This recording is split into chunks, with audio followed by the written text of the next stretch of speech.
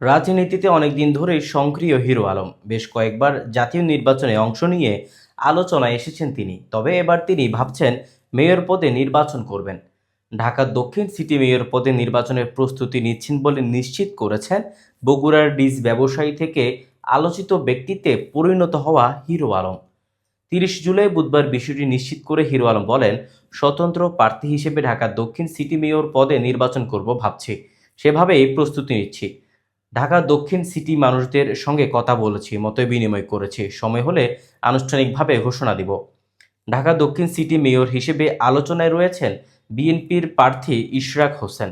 তার বিরুদ্ধে নির্বাচন কতটা কঠিন হবে জানতে চাইলে হিরো আলম বলেন, কোনো নির্বাচনই সহজ নয়, আমি আমার মতো কাজ করে যাচ্ছি।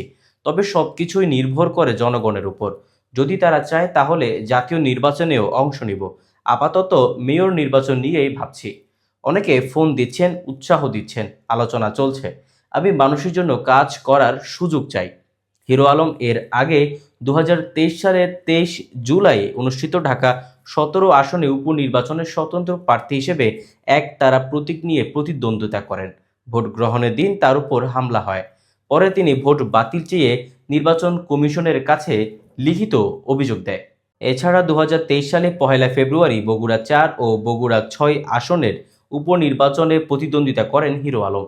এর মধ্যে বগুড়া 4 আসনে আওয়ামী লীগের প্রার্থী নৌকা প্রতীকে AKM রেজাল করিম তাসেনকে 834 ভোটের ব্যবধানে বিজয়ী ঘোষণা করা হয়। অন্যদিকে বগুড়া 6 আসনের নৌকার প্রার্থী ও বগুড়া জেলা আওয়ামী লীগের সাধারণ সম্পাদক রাবেকুল হাসান বিজয়ী হন।